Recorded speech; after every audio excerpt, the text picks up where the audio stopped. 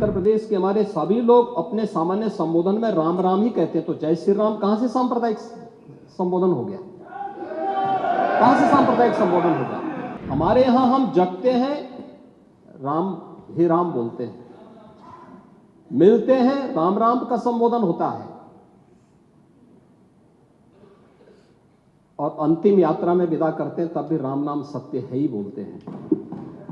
राम के बगैर तो हमारा कोई काम ही नहीं है। वहां का पठान, वहां का शेख सब कह रहे साहब हमारे पूर्वज तो हिंदू थे, और आप भी, आपके पूर्वज भी हिंदू थे। क्या ये सच नहीं है? 2007 से 2011 के बीच 616 ऐसे सांप्रदायिक घटनाएं हुई हैं जिनमें 121 लोगों की मौत हुई थी।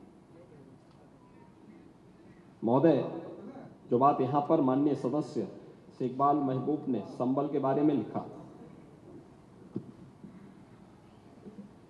माननीय सदस्य कुंवर रघुराज प्रताप सिंह जी ने यहां पर यह बात बहुत स्पष्ट की कि हम तथ्यों को छुपा करके कब तक जनता को गुमराह करेंगे। हर व्यक्ति जानता है कि माननीय न्यायालय के आदेश पे सर्वे का कार्य हो रहा था, और सर्वे हो रहा था। दूसरा, मैं आपसे पूछना चाहता हूं, आप पश्चिम में जाएंगे, पता नहीं आप कैसे हैं, आपके पूर्वज भी हो सकता है, और पश्चिम उत्तर प्रदेश के हमारे सभी लोग अपने सामान्य संबोधन में राम राम ही कहते हैं, तो जय श्री राम कहां से सांप्रदायिक संबोधन हो गया? कहां से सांप्रदायिक संबोधन हो गया? हमारे यहां हम जगते हैं, राम ही राम बोलते हैं, मिलते हैं, राम राम का संबोधन होता है, और अंतिम यात्रा में विदा करते हैं तब भी राम नाम सत्य है ही बोलते हैं। राम के बगैर तो हमारा कोई काम ही नहीं है। और अगर जय श्री राम किसी ने बोली दिया तो इसमें उत्तेजना का मतलब, ये नियत आप समझ सकते हैं उस नियत को। ये चढ़ाने वाला नहीं है, ये चढ़ाने वाला नहीं है, ये चढ़ाने वाला नहीं है। एक दूसरा, आपने कुंदरकी की जीत को वोट की लूट बताया। आप एक सदस्य का अपमान कर रहे हैं। आपके सदस्य की तो जमानत जब्त हो गई वहां पे। और क्या ये सच नहीं है? इस समय तो आज डिजिटल मीडिया का है। वहां का पठान, वहां का शेख सब कह रहे साहब हमारे पूर्वज तो हिंदू थे, और आप भी, आपके पूर्वज भी हिंदू थे। क्या ये सच नहीं है? और क्या ये सच नहीं है कि देशी और विदेशी मुसलमानों की आपसी भिड़ंत है जो वर्षों की लड़ाई को लेकर के वहां चल रहा है?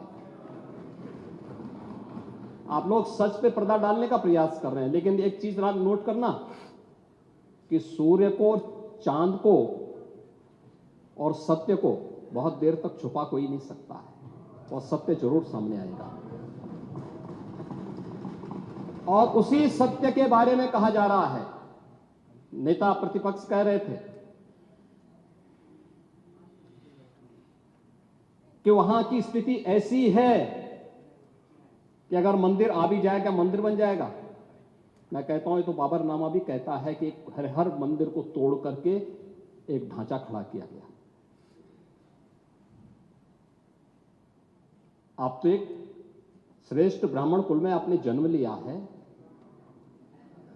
आप तो भारत के पुराणों की परंपरा पर विश्वास करते हैं।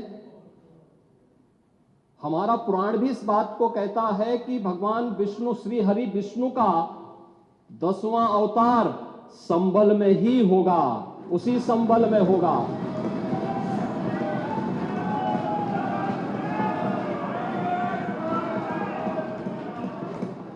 और यह तो केवल सर्वे की बात थी। माननीय न्यायालय के आदेश पर जिलाधिकारी का मतलब जिले का एडमिनिस्ट्रेटिव हेड, पुलिस अधीक्षक उस जिले की पुलिस फोर्स का मुखिया है।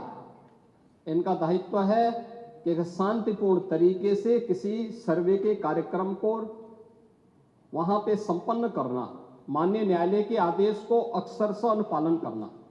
और सर्वे 19 नवंबर को भी हुआ, 21 नवंबर को भी हुआ,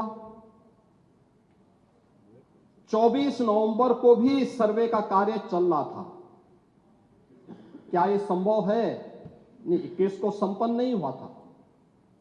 ये लगातार सर्वे का काम चल रहा था और सर्वे के कार्य के दौरान पहले 2 दिन कोई भी शांति भंग नहीं हुई। तीसरे दिन जब 23 नवंबर को